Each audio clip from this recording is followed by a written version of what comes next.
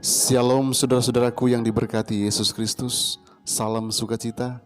Senang sekali oleh karena saat yang istimewa ini Tuhan masih berikan kesempatan bagi saya dan saudara untuk merenungkan kebenaran firman Tuhan.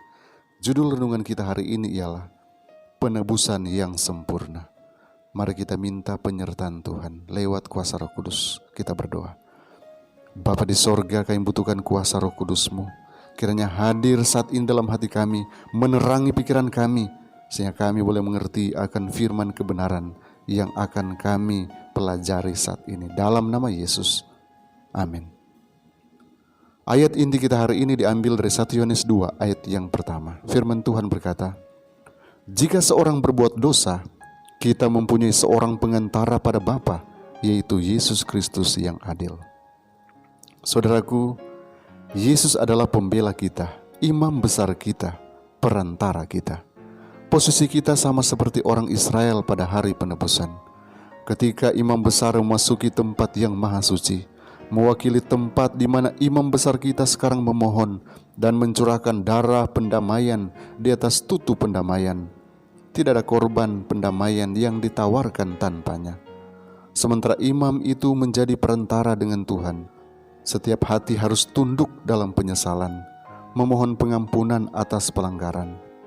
Satu golongan bertemu golongan yang lain dalam kematian Kristus, anak domba, disembelih karena dosa-dosa dunia. Imam besar kita yang agung telah membuat satu-satunya pengorbanan yang bernilai dalam keselamatan kita. Ketika dia mempersembahkan dirinya di kayu salib, penebusan sempurna dibuat untuk dosa-dosa umat manusia. Kita sekarang berdiri di pelataran luar, menunggu dan mencari pengharapan yang diberkati itu. Kemunculan mulia dari Tuhan dan Juru Selamat kita, Yesus Kristus. Tidak ada pengorbanan yang ditawarkan tanpa Dia, karena imam besar melakukan pekerjaannya di tempat yang paling suci. Dalam perantarannya sebagai pembela kita, Kristus tidak membutuhkan kebajikan seseorang, tidak juga membutuhkan campur tangan orang lain. Dia adalah satu-satunya penanggung dosa, satu-satunya korban penghapus dosa.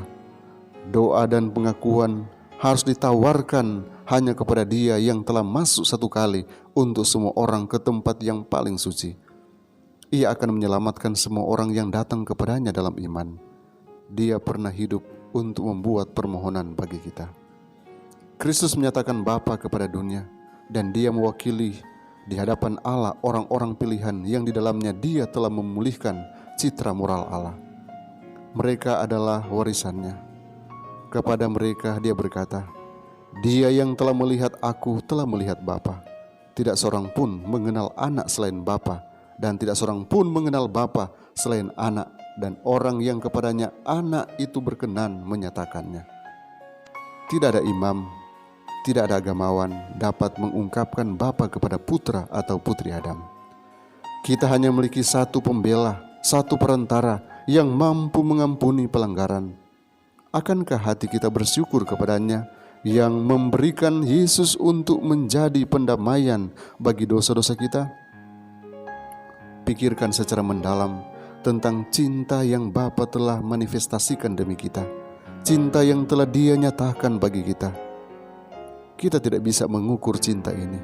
Untuk pengukuran tidak ada. Bisakah kita mengukur yang tak terbatas? Kita hanya dapat memandang ke Kalvari, kepada anak domba yang disembelih dari dasar dunia ini. Diangkat dari Science of the Times, 28 Juni 1899. Tuhan Yesus memberkati kita semua. Mari kita berdoa. Bapa di sorga, terima kasih untuk kasih karunia-Mu. Terima kasih untuk penebusan-Mu yang mulia bagi kami. Terima kasih karena Engkau memati bagi kami yang berdosa ini. Kami datang saat ini. Kami merasakan akan kebutuhan akan firman-Mu. Kami juga merasakan kebutuhan kehadiran-Mu. Kiranya saat ini tetap hadir bersama-sama dengan kami, menuntun kami ke dalam segala kebenaran, sehingga kami boleh mengerti dengan benar akan pengorbanan-Mu, dan kami boleh merespons dengan cara yang terbaik dengan melakukan semua perintah-perintah-Mu. Bapa di sorga, saat ini hamba datang dan menyerahkan kehidupan anak-anak Tuhan hanya ke dalam tangan-Mu, Biarlah Engkau berkati mereka dalam pergumulan-pergumulan mereka. Engkau berikan jalan keluar, berikan kekuatan iman. Segala yang mereka rencanakan, usahakan selalu berhasil, karena Tuhan adalah penolong mereka. Terima kasih Tuhan, karena saat ini hamba boleh datang dan menyerahkan seutuhnya semua pergumulan dan rencana-rencana umat-umat Tuhan yang mendengarkan channel ini. Hanya di dalam nama Yesus Tuhan dan Juru Selamat kami. Amin.